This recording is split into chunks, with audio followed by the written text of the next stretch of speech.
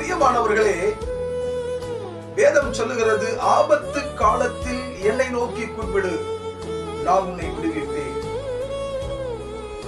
இன்றைக்கு பொதுவாக மனிதர்கள் ஆபத்து வரும் பொழுது யார் யாரையோ நோக்கி கூப்பிடுவார்கள்.